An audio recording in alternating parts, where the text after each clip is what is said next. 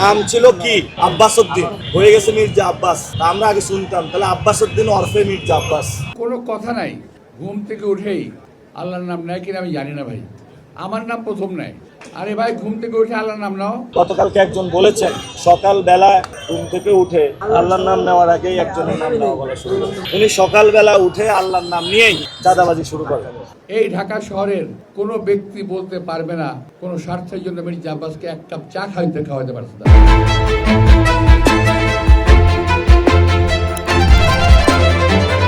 কিছু ছেলে পেলে জুড়েছে, হঠাৎ করে আঙ্গুর ফুলে কলা গাছ, লম্বা লম্বা কথা বলে, অনেক বড় বড় লম্বা লম্বা কথা বলে ওরা, এবং কোনো কথা নাই, ঘুম থেকে উঠেই আল্লাহর নাম নেয় কিনা আমি জানি না ভাই, আমার নাম প্রথম নেয়।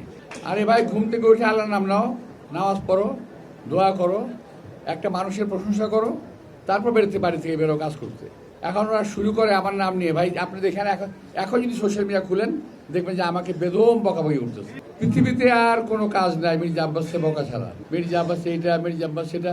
আরে ভাই তুমি তো চাঁদপুর থেকে সেদিন আসছো বাংলাদেশে, ঢাকায়, আর এই যে আমার সামনে লোকগুলো বসা আছে, এরা বহুদিন যাবৎ এই এলাকায় বসবাস করে। তারা আমার সম্পর্কে যা জানে তুমি তার কিছুই জানো না। সুতরাং লম্বা লম্বা কথা বলো না।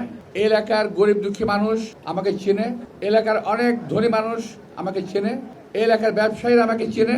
এলাকার কোনো ব্যবসায়ী কোনোদিন বলতে পারবে না মতিঝিল হলো সারা বাংলাদেশের রাজধানী ঢাকা, ঢাকার রাজধানী মতিঝিল, আর ঢাকার রাজধানী ঢাকা ৮, যার অন্তর্ভুক্ত হলো মতিঝিল থানা।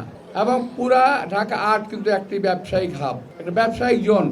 কোনো ব্যক্তি ওই বিশেষ ব্যক্তি ছাড়া, যিনি এখানে অতিথি পাখি হয়ে এসেছেন, উনি ছাড়া এই ঢাকা শহরের কোনো ব্যক্তি বলতে পারবে না কোনো স্বার্থের জন্য মির্জা আব্বাসকে এক কাপ চা খাওয়াতে পারছে না। কোনো ব্যক্তি বলতে পারবে না ইনশাল্লাহ। আল্লাহর রহমতে আমি গর্ব করে বলতে পারি। তো আপনাদেরকে অনুরোধ জানাবো, এই সমস্ত ব্যক্তিদের হাত থেকে দেশটাকে রক্ষা করতে হবে।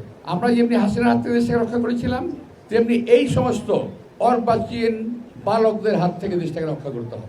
এই জন্য যুদ্ধ করার প্রয়োজন নাই, ভোট দরকার। আন্দোলন করার প্রয়োজন নাই, ভোট দরকার। তো যারা সকালবেলা উঠেই নামাজ পড়েই চাঁদাবাজি শুরু করে এবং রাত পর্যন্ত তাদের চাঁদাবাজি কর্মকাণ্ড চলে, আমরা দোকানদার ভাইদের উদ্দেশ্যে বলব, সকালবেলা উঠেই আপনারা কমিটি গঠন করবেন। যখনই চাঁদা চাইতে আসবে এই সব লোকরা, তাদেরকে আপনারা ঠেকিয়ে দেবেন এবং চাঁদাবাজ মুক্ত এলাকা আমরা গঠন করবো। ঢাকা ৮-এ অনেকগুলা অসভ্য মানুষদের পাল্লায় পড়েছি, যাদের সভ্যতা বলতে কিছু নাই। তারা কথা বলে গ্যাংস্টারদের ভাষা, তারা কথা বলে আইয়ামে জাহিলিয়াতে মানুষ যেভাবে হলো কর্মকাণ্ড চালিয়েছে সেইভাবে। যারা এসব অসভ্য আচরণ করছেন, বেয়াদবি করছেন মানুষের সাথে, জুনিয়রদেরকে ভালোবাসা দিতে, রেসপেক্ট দিতে শিখেন নাই, আমরা তাদেরকে বলবো, নিজের ঘরে বাচ্চা ছেলে রয়েছে, তাকে তো সম্মান দেন, ভালোবাসা দেন। যেভাবে কথা বলছেন, তারাও তো মনে হয় যারা আছে তাদেরকে সম্মান দিতে জানেন না। যদি ফ্যামিলিতে মানুষের আপব্রিঙ্গিং ভালো না হয়, যদি ফ্যামিলিতে সুশিক্ষা না হয়, ফ্যামিলিতে যদি সম্মান দিতে না জানে মানুষ, তখন বাহিরে এসে মানুষকে অসম্মানিত করার প্রচেষ্টা করা হয়। অসভ্য মানুষদের আমরা পাল্লায় পড়েছি, পুরো সকল মানুষ জানে।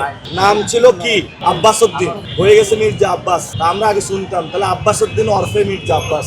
আপনারা শুনেছেন যে পাকিস্তানের একজন গ্যাংস্টার আছে দাউদ ইব্রাহিম, ঢাকা ৮-এ এই ধরনের দাউদ ইব্রাহিমরা চলে এসেছে। আমরা তাদের মুখোশ উন্মোচন করে দিব। কিন্তু সাথে সাথে যারা সমাজের সিনিয়র সিটিজেন, তারা আমাকে আহ্বান জানিয়েছে যে তুমি তো এই সন্ত্রাসকে সরাবা, আমরা রায় দিব 12 তারিখে তোমাকে, কিন্তু তাহলে তুমি কি করবা? আমি আপনাদেরকে ইনশাল্লাহ আমরা ইস্তেহার দিব। এখানে আমাদের শিক্ষা, স্বাস্থ্য যে অধিকারগুলো রয়েছে, ড্রেনেজ ব্যবস্থা রয়েছে, এবং এখানে কাঁচা বাজারের সংকটগুলো রয়েছে, চাঁদাবাজি, সন্ত্রাস, শহীদ ওসমান হাদির বিচার, আমরা ইনশাল্লাহ এগুলো নিয়ে কাজ করব। তবে আমাদের 1 নম্বর এজেন্ডা ঢাকা ৮-এ শহীদ ওসমান হাদির বিচার।